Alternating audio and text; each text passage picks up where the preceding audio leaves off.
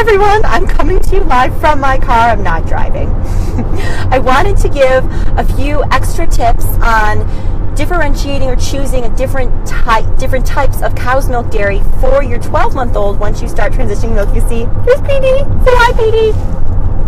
Hi. Oh, that was a very sweet, quiet hi. Because in last happy hour, I talked about how to choose which milk to transition to with your 12-month-old, and it got really long-winded, so I didn't go into extra details about the different types of cow's milk dairy, so I wanted to do that very quickly here as we drive to go have dinner with some friends. So, and these are tips, so this is my personal opinion. The first one that I did mention is I do think it's very important to do a whole milk. And this is even if your 12-month-old is on the larger size. They're transitioning off of formula or breast milk, which is very fatty, to naturally a diet lower in fat, which would be solids. And so I personally think it's really important for them to have that extra calories, and it also just makes a smoother transition to have fatty whole cow's milk. So that's the first thing. The second thing is if you choose dairy milk, I really, if possible, quick stop, definitely choose organic. Organic cows are just, the animal husbandry is much more regulated. You're not going to have exposure to pesticides and antibiotics, and most 12-month-olds, once they transition, drink a lot of this milk, and so I think it's just so worth the money to be better safe than sorry. And hey, milk is cheaper than formula anyway, so even though organic is more expensive, you're still saving a lot of money over what you were spending on formula, and it's definitely worth it to not expose still those really tiny organs to any residual pesticides or antibiotics that can end up in the milk. And also, non-organic cows are sick more often, which is why they need antibiotics. And just think about it. I mean, so it's a sick cow producing the milk that you're feeding your baby versus hopefully a more healthy cow.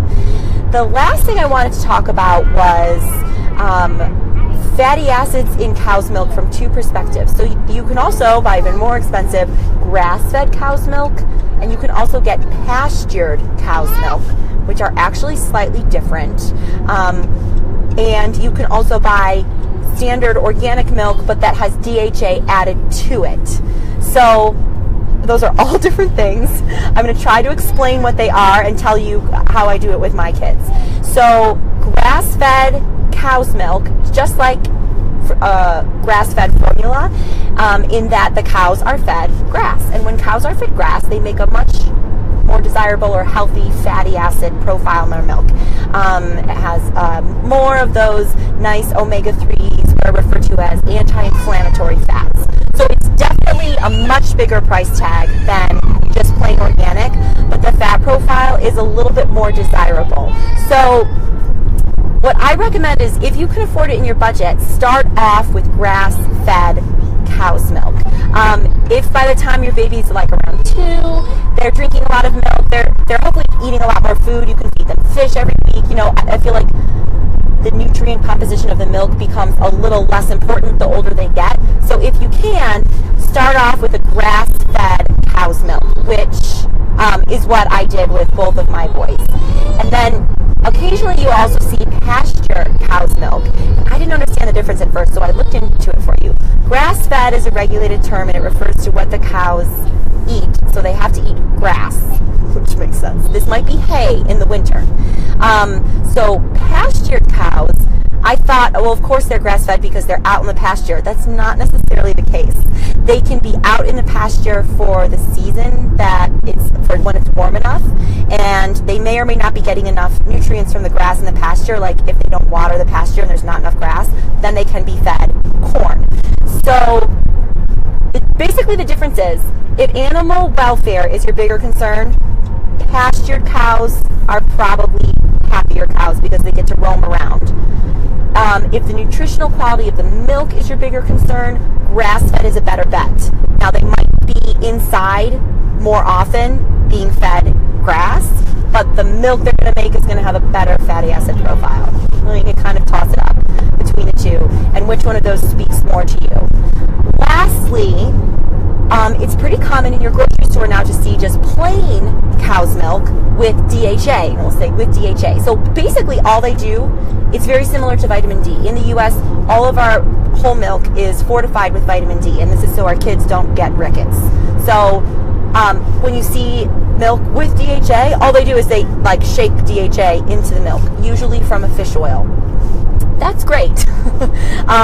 It'd be the same as you giving a fish oil supplement to your baby at home. So I really just think about two things. One, look at the source of DHA. Usually it's just fish oil, but occasionally you'll see those single cell oils that provide the DHA in formula. Some families really want to avoid those. So if that's you, check the ingredients list about where the DHA in the milk is coming from. At this point, usually babies are fine handling it at a year. So usually what I do is, if it's organic and it's on sale, so now for instance like Petey's 2, I don't feed him grass-fed milk anymore, just plain organic, because we eat fish fairly frequently and I'm pretty comfortable that he's getting enough fatty acids elsewhere.